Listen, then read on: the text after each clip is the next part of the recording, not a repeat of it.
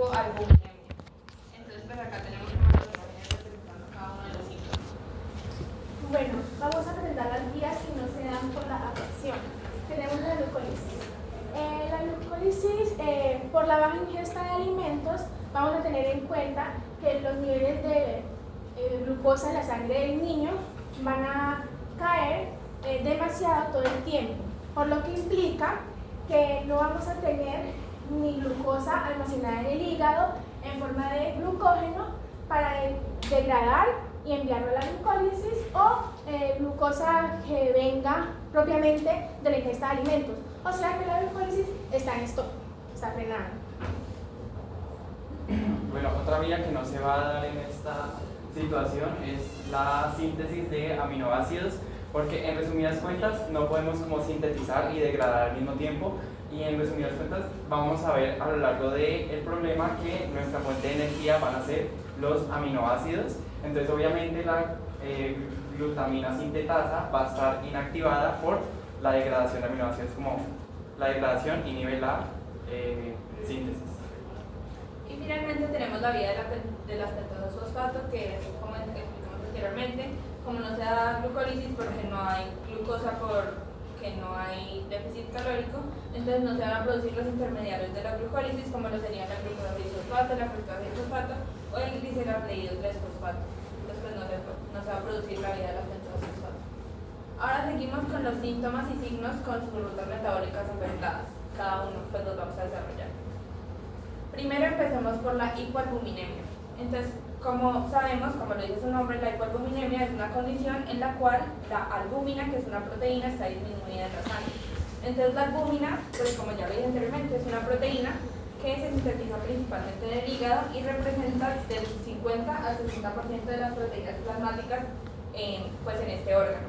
Además, para la producción de proteínas, pues sabemos que se necesitan aminoácidos. Y como sabemos, hay aminoácidos tanto esenciales como no esenciales. Los esenciales que se obtienen de la dieta alimenticia y los no esenciales que se producen ya en el cuerpo. La albúmina se sintetiza a partir de los aminoácidos esenciales, es decir, se necesita una dieta rica en proteínas para poder que se produzca la albúmina. Sus funciones principales son dos. Primero, mantener la presión oncótica o coloidosmótica, es decir, que pues, no se salga el agua de los capilares en el intersticio. Y la segunda es el transporte de sustancias de moléculas como hormonas, bilirrubina, ácidos grasos como los triglicéridos o fármacos. Un fun fact es que los triglicéridos, que cada molécula de albúmina transporta aproximadamente 7 moléculas hasta 7 moléculas de ácidos grasos libres en cada molécula pues, de la proteína. Eso lo tenemos que tener en cuenta para procesar nuestro caso en donde hay una malnutrición protecalórica. ¿Esto qué quiere decir? Que no se están ingiriendo proteínas necesarias para producir aminoácidos y así producir albúmina. Como expliqué anteriormente, existen los aminoácidos esenciales que se consumen pues, en la dieta y pues porque no hay aminoácidos esenciales, porque no hay una dieta correcta, entonces pues no se va a producir la albúmina. Entonces va a haber baja síntesis de albúmina en el hígado. ¿Esto qué quiere decir? Que se van a utilizar los aminoácidos no esenciales que están pues, dentro del cuerpo produciéndose y se van a priorizar no la síntesis de otras proteínas como lo sería la albúmina, sino como para desarrollar energía. Entonces, pues básicamente también tenemos que recordar que los triglicéridos se almacenan tanto en tejido adiposo como un poco de triglicéridos también se almacenan en el hígado.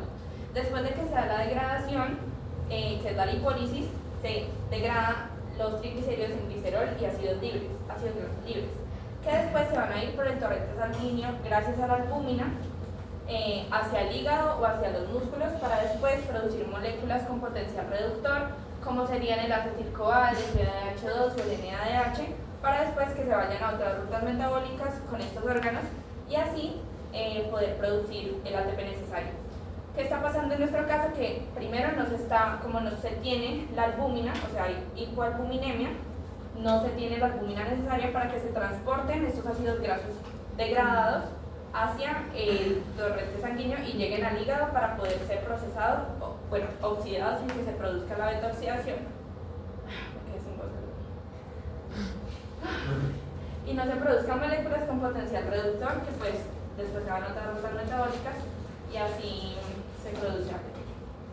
Y como lo expliqué anteriormente, la única fuente de energía en el cuerpo del niño serían los aminoácidos no esenciales, porque pues los esenciales vienen por medio de la dieta y seguirían la producción de energía.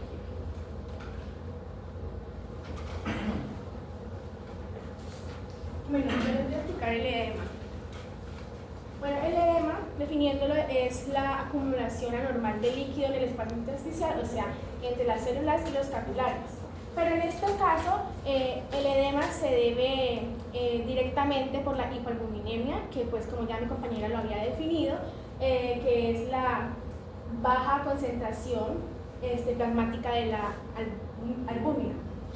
Bueno, tenemos también la función osmótica de la albúmina. Las proteínas plasmáticas, especialmente la albúmina, mantienen la presión oncótica. La presión oncótica contrarresta la salida del líquido desde los capilares hacia el espacio intersticial. Cuando la concentración de albúmina disminuye, lo que pasa es que se pierde la fuerza osmótica y entonces, como se pierde la fuerza osmótica, que es la que retiene la fuerza osmótica es la que retiene el líquido dentro de los vasos sanguíneos, entonces va a haber una filtración. Bueno,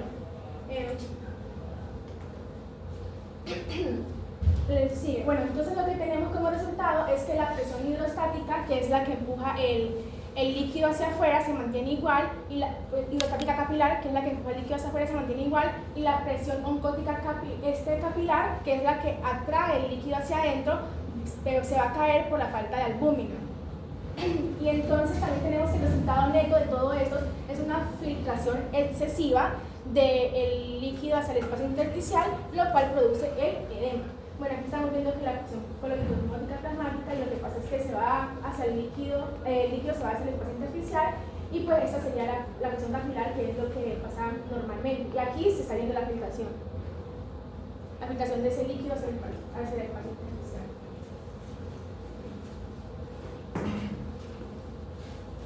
Bueno, y hablando de los análisis como de los datos y retroalimentando lo que mis compañeras habían dicho anteriormente, bueno, empezamos con la etapa inicial, que es el uso de proteínas y de grasas.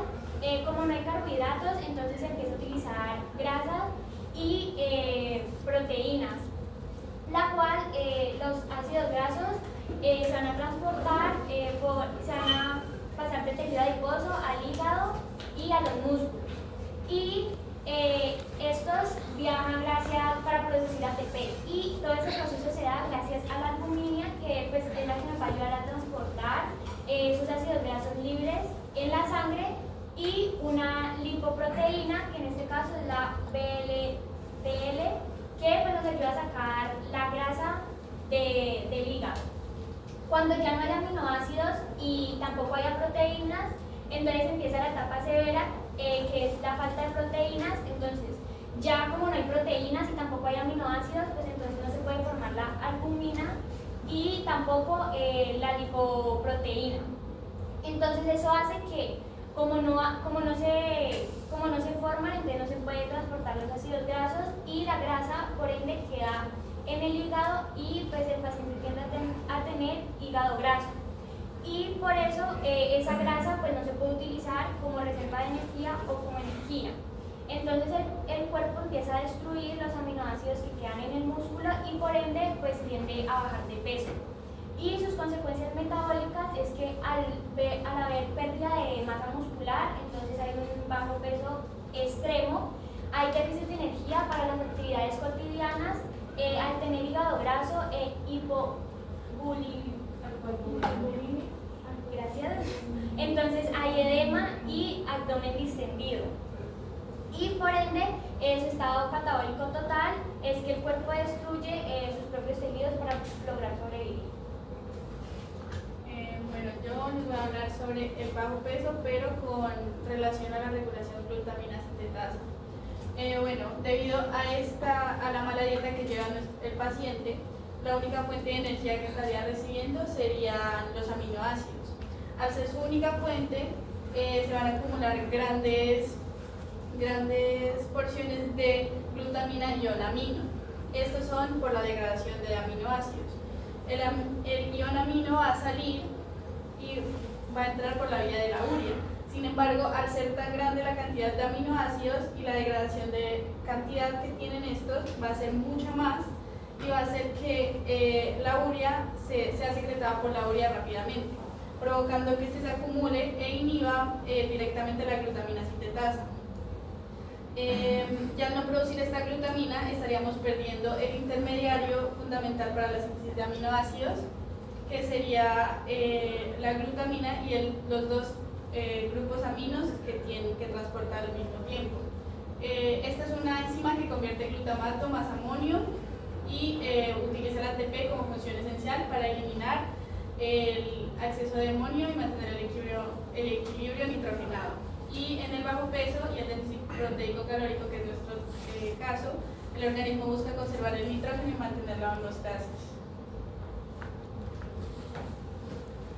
Bueno, ahora yo les voy a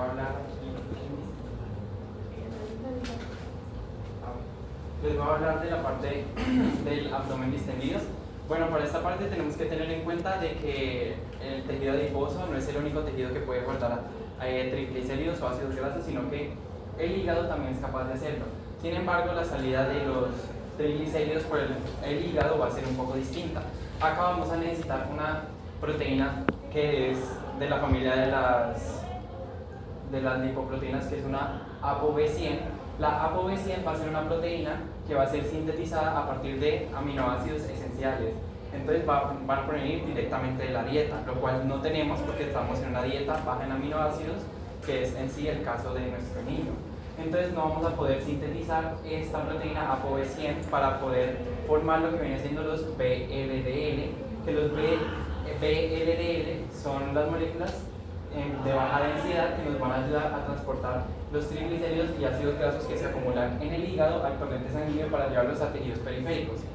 Eso significa que como no tenemos APB, no se forma la VLDL y por ende todos los triglicéridos y ácidos grasos que se acumulan en el hígado se van a seguir acumulando en vez de poder ser utilizados en rutas metabólicas de otros tejidos para poder producir NADH, FADH o al final de la ruta un acetil-CoA, que pueden entrar en ciclos como Krebs y fosforilación oxidativa y cadena transportadora de electrones. Entonces, al tener un acúmulo de esos triglicéridos y ácidos grasos, eso va a causar una hepatomegalia del hígado, lo cual conllevaría también a la parte del abdomen distendido. Ok, ahora vamos a hablar un poco de la ganancia energética a partir de los aminoácidos, que eran nuestra fuente principal de energía. Vamos a tener dos diferentes tipos de aminoácidos, unos que son cetogénicos y otros que son glucogénicos. Los glucogénicos van a poder transportarse en intermediarios glucolíticos, como podemos ver el piruvato, por ejemplo la serina puede transformarse en piruvato fácilmente, y hay otros que son cetogénicos que participarían ya en procesos de acetil-CoA, entonces pueden transformarse en acetil-CoA y entrar al ciclo de Krebs. Sin embargo, vamos a ver que dependiendo del aminoácido que se degrade para meter en una de estas rutas, vamos a tener cierta ganancia de ATP al final. Por ejemplo, serina, que es un aminoácido que se puede transformar en piruvato, va a ser de los aminoácidos que más energía nos van a dar al final, porque acá simplemente estaremos perdiendo los dos NADH que se forman en la glucólisis y el ATP de la glucólisis más el NADH y ya. Sin embargo, otros aminoácidos, como vienen siendo la tirosina, que entran ya directamente en un paso muy, por así decirlo, alejado del ciclo de Krebs, nos van a dar menos cantidad de electrones al final, porque vamos a ver que se pierde los NADH de glucólisis, el ATP de glucólisis, el NADH del paso 0, después los NADH que se encuentran en el paso 3, en el paso 2, entonces, y el ATP. Entonces vamos a ver una gran pérdida de electrones y quedaríamos solo, por ejemplo, con el final del NADH y el FADH. Y hay otros más intermedios, como serían la arginina y el glutamato y la histidina. Pero sin embargo también no solo vamos a tener esa pérdida de ganancia de ATP por donde se añadan los aminoácidos, sino que también vamos a tener rutas catapiróticas como la del oxalacetato para formar aspartato, que el aspartato es fundamental para el ciclo de la urea. vemos que al catabolizar aminoácidos para poder utilizarlos en estos ciclos, vamos a tener un ion amonio al final que debe ser secretado por la vía de la urea por vía renal. Y para esto es fundamental tener el aspartato para que la citrulina pueda con el aspartato formar argininosuccinato y después se divida y la quinina pueda sacar la urea se divida y pueda sacar la urea por vía renal. Entonces vamos a tener esta ruta cataplerótica, que significa que el ciclo de Krebs no siempre va a ser continuo el ciclo de Krebs, sino que a veces va a tener esas salidas para poder sacar ese ion amonio, lo cual significaría que no solamente estaríamos quitando los ATPs de acá, que se omiten los ATPs o las moléculas de potencial reductor, sino que también en algunos casos estaríamos haciendo rutas catapleróticas para poder sacar ese ion amonio por ciclo de la urea.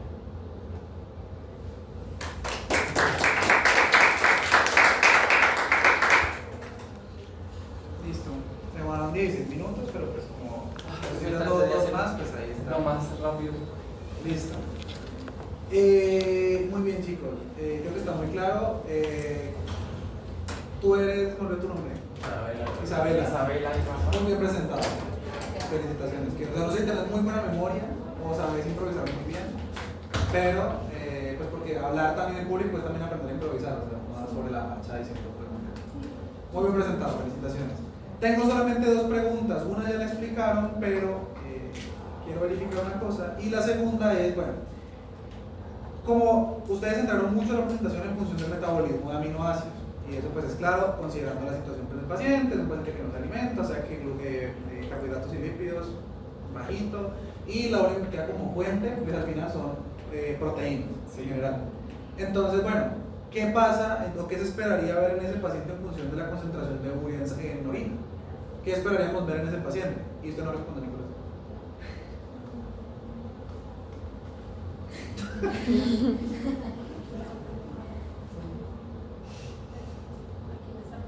Al que quiera que no sea Nicolás. ¿Qué esperaríamos ver con los niveles de urea en orina en ese paciente considerando el síndrome metabólico que están presentando ustedes? Que aumente. ¿Por O qué? sea, que haya más cantidad de urea, porque pues, como ya explicó Nicolás, están produciendo más de los intermediarios que dijo en el ciclo anterior, entonces pues están acumulando y pues están saliendo por medio de la vía renal. Entonces, Es la única manera que sale por medio de eso. Bueno, se me ocurre otra cosa. ¿Qué efecto tiene el nivel energético? Porque pues parte de esos aminoácidos van a terminar convirtiéndose en intermediarios del ciclo de Krebs. El problema es que si ustedes se dan cuenta, para el uso del ciclo de la urea es un ciclo que está alimentándose a partir del ciclo de Krebs. Entonces, ¿qué repercusiones tiene eso a nivel energético en el paciente? El uso de ese oxalacetato. pues que El tenga... oxalacetato. O sea, tenemos un paciente con alta urea. Sí. Y el ciclo de la urea es un ciclo que va aparte, Sí. pero también va de la mano junto con el ciclo de Krebs. O sea, van así, van juntos, no pueden ir separados. Okay. Y está funcionando mucho el ciclo de la urea. Ujú. ¿Qué repercusiones tiene eso a nivel energético en el paciente? Pues sinceramente yo pienso que, o sea, el ciclo de Krebs tendría más que irse a lo que viene siendo el ciclo de la urea que mandar hacia pues fosforilación oxidativa y cadena transportadora de electrones. Entonces se implementaría mucho como esta ruta cataplerótica para poder mandar el oxalacetato, que vendría siendo un intermediario del ciclo de Krebs, a formar el aspartato y que el aspartato pueda entrar al ciclo de la urea. Entonces, por ejemplo, al inducir como estos aminoácidos acá piruvato o estos aminoácidos acá a alfa-acetoglutarato, pues al terminar llegando a causar acetato, probablemente o mayormente el oxalacetato no volvería a juntarse con el piruvato para formar el citrato y que se dé otra vez el ciclo, sino que este saldría por la ruta cataplerótica, formaría aspartato y el aspartato entraría al ciclo de la urea para juntarse con la citrulina y que pues, se siga sacando la urea por vías renales. Gracias, Nicolás, muy bien. Y me queda una última pregunta que es más como para revisar términos conceptuales y claramente usted no lo explica. Y es, no es como contraintuitivo que un paciente que está casi que inanición, desnutrición completa, tenga problemas de hígado graso. Sí. ¿Qué no es qué? O sea, un paciente que no se ha alimentado, que no se alimenta bien, que está desnutrido, que tiene déficit calórico. Pues es que cómo termina desarrollando entonces hígado. ¿Usted tampoco me responde? Las pocas, lo poco que se produce por medio de que ya las vías se están dañando, entonces él se queda almacenado en el hígado, o sea, lo poco que él logra producirse, entonces se queda almacenado en el hígado, ya que no, o sea, no hay albumina que ayuda a que se transporte todos esos ácidos grasos, y tampoco las lipoproteínas que pues también ayudan a que salga los triglicéridos del hígado para el resto de los tejidos, entonces quedan ahí almacenados, entonces tiende a que tenga hígado graso.